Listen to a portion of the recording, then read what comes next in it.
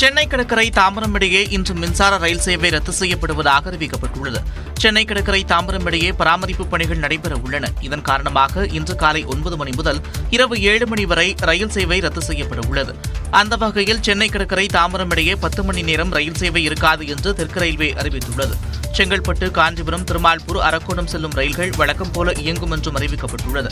ரயில் சேவை ரத்து செய்யப்படுவதால் தாம்பரத்திலிருந்து பல்லாவரம், தியாகராய நகர் மற்றும் பிராட்வே பேருந்து நிலையங்களுக்கு 50 சிறப்பு பேருந்துகள் இயக்கப்படும் என்று மாநகர போக்குவரத்து கழகம் தெரிவித்துள்ளது.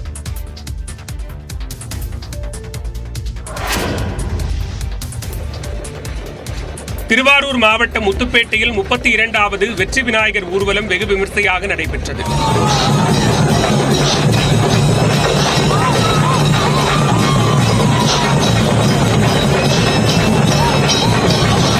ஜாம்பவனோடை சிவன் கோயில் பகுதியிலிருந்து விநாயகர் ஊர்வலம் தொடங்கியது. உப்பூர், ஆலங்காடு, தில்லை விளாகம், மருதங்காவளி, கோவிலூர் உள்ளிட்ட பகுதிகள் வழியாக எடுத்து வரப்பட்ட 19 விநாயகர் சிலைகள் முக்கிய வீதிகள் வழியாக எடுத்துச் செல்லப்பட்டு பாமணி ஆற்றங்கரையில் கரைக்கப்பட்டன. 10க்கும் மேற்பட்ட இடங்களில் தற்காலிக கோபுரங்கள் அமைக்கப்பட்டு 100க்கும் அதிகமான சிசிடிவி கேமரா மூலம் கண்காணிப்பு பணி தீவிரப்படுத்தப்பட்டது. விநாயகர் சிலைகள் ஊர்வலத்தையொட்டி ஆடல் பாடல் நிகழ்ச்சிகள் நடத்தப்பட்டன. திருச்சி ஐஜி கார்த்திகேயன் தலைமையில் 3200 காவலர்கள் பாதுகாப்பு பணியில் ஈடுபடுத்தப்பட்டனர்.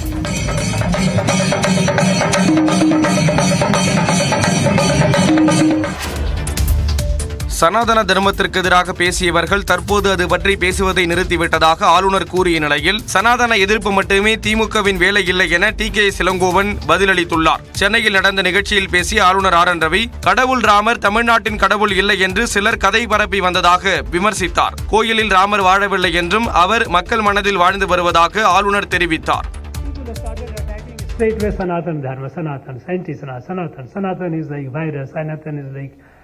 Dengue, malaria, and all those things have started. But something happened and suddenly they became quiet. No more talk about anti-Sanatana. இதற்கு பதிலளித்துள்ள திமுக செய்தி தொடர்பாளர் டி.கே. இளங்கோவன், தேவையில்லா நேரத்தில் சனாதன எதிர்ப்பு மட்டுமே செய்து கொண்டிருப்பது திமுகவின் வேலை இல்லை என்று தெரிவித்துள்ளார்.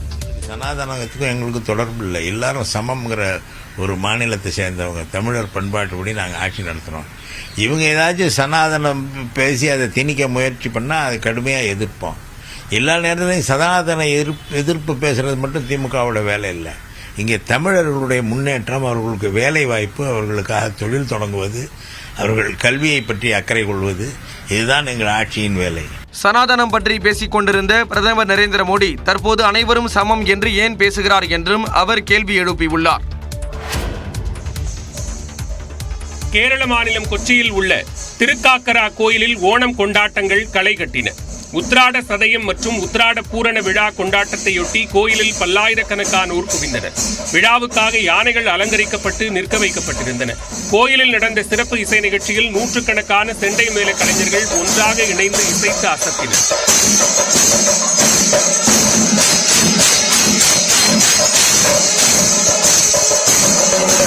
விழாவில் பங்கேற்ற அனைவருக்கும் கோயில் சார்பில் ஓணம் சிறப்பு விருந்து பரிமாறப்பட்டது.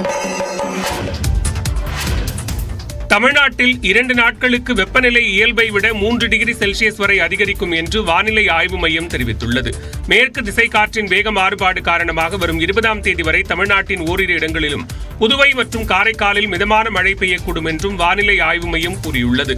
தமிழ்நாட்டில் 2 நாட்களுக்கு அதிகபட்ச வெப்பநிலை 3 டிகிரி செல்சியஸ் இயல்பை விட அதிகமாக இருக்கக்கூடும் என்றும் அதிக வெப்பநிலை மற்றும் அதிக ஈரப்பதம் இருக்கும்போது அசௌகரியம் ஏற்படலாம் என்று தெரிவிக்கப்பட்டுள்ளது. சென்னையில் அடுத்த 24 மணி நேரத்திற்கு நகரின் ஒரு சில பகுதிகளில் மிதமான மழை பெய்ய வாய்ப்புள்ளதாகவும் கூறியுள்ளது. மன்னார் வளைகுடா, தென் தமிழ்நாடு கடலோர பகுதிகள் மற்றும் அதனையொட்டிய குமரிக்கடல் பகுதிகளில் மணிக்கு 65 கிலோமீட்டர் வேகத்தில் சூறாவளி காற்று வீசக்கூடும் என்பதால் மீனவர்கள் இப்பகுதிகளுக்கு செல்ல வேண்டாம் என்றும் வானிலை ஆய்வு மையம் அறிவுறுத்தியுள்ளது. புதிய இந்தியாவை எழுதுவதற்கான தொடக்கமாக ஹேமா கமிட்டியை பார்ப்பதாக கவிஞர் வைரமுத்து தெரிவித்துள்ளார். மார்க்சிஸ்ட் கம்யூனிஸ்ட் கட்சியின் பொதுச் செயலாளர் சீதாராம் யெச்சூரி மறைவையொட்டி சென்னை தியாகராய நகரில் வைக்கப்பட்டிருந்த அவரது படத்திற்கு கவிஞர் வைரமுத்து மலர்தூவி அஞ்சலி செலுத்தினார். பின்னர் செய்தியாளர்களை சந்தித்த அவர், தன் வாழ்வை இயக்கத்திற்கும் நாட்டிற்கும் அர்ப்பணித்துச் சென்ற ஒரு மாபெரும் தலைவர் சீதாராம் யெச்சூரி என்று புகழாரம் சூட்டினார். ஹேமா கமிட்டி குறித்து பேசிய வைரமுத்து, அனைத்து துறைகளிலும் ஹேமா கமிட்டியை அமைக்க வேண்டும் என்று வலியுறுத்தினார்.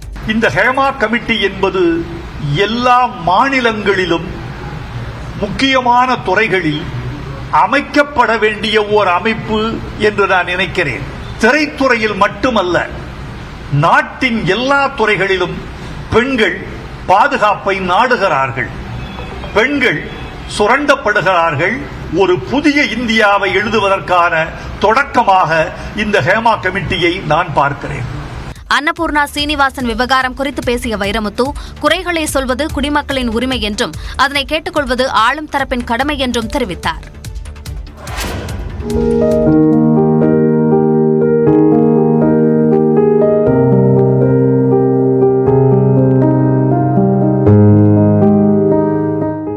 தனது இல்லத்தில் பராமரிக்கப்படும் பசு ஈன்ற கன்றுக்குட்டிக்கு பிரதமர் நரேந்திர மோடி பெயர் சூட்டி கொஞ்சிய நெகிழ்ச்சியான தருணம்தான் இது.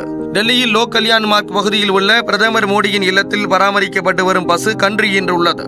அதனை பிரதமர் மோடி தனது பூஜை அறைக்கு அழைத்து சென்று பூஜை செய்து சால்வை அணிவித்து முத்தமிட்டு கொஞ்சினார்.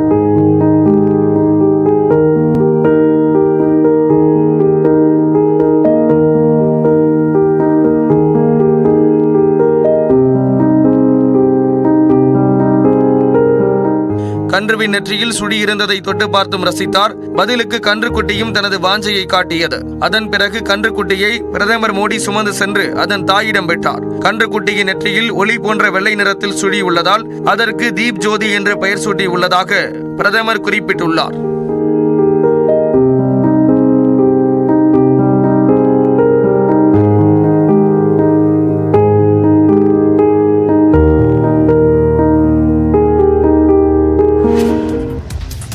கொல்கத்தாவில் பெண் மருத்துவர் கொல்லப்பட்ட வழக்கில் பேச்சுவார்த்தைக்கு மமதா பானர்ஜி தயாராக இருந்த போதும் நேரலையில் ஒளிபரப்ப வேண்டும் என்ற மருத்துவர்கள் கோரிக்கையால் பேச்சுவார்த்தை முயற்சி தோல்வியடைந்தது. 30 மருத்துவர்கள் கொண்ட குழுவினர் முதலமைச்சருடன் பேசுவதை நேரலையாகவோ அல்லது வீடியோ பதிவாகவோ வழங்க வேண்டும் என்றும் கோரிக்கையை மருத்துவர்கள் முன்வைத்தனர். இதனை மமதா பானர்ஜி மறுத்ததால் மருத்துவர்கள் மீண்டும் போராட்டத்தை தொடர்ந்தனர்.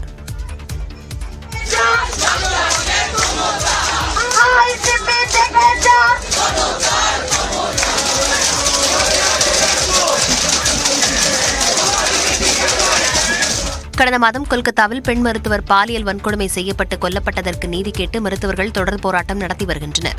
மருத்துவர்கள் போராட்டத்தால் தாம் தூக்கமின்றி தவித்து வருவதாகவும் மேற்குவங்க முதலமைச்சர் மமதா பானர்ஜி தெரிவித்துள்ளார். தலித்கள் பழங்குடியினரை ராகுல் காந்தி அவமதித்து விட்டதாக பிரதமர் மோடி விமர்சித்துள்ளார். ஹரியானா மற்றும் ஜம்மு காஷ்மீரில் அவர் பேசியது என்ன? இந்த தொகுப்பில் பார்க்கலாம். ஜம்மு காஷ்மீரில் 3 கட்டங்களாக சட்டமன்ற தேர்தல் நடைபெற இருக்கிறது.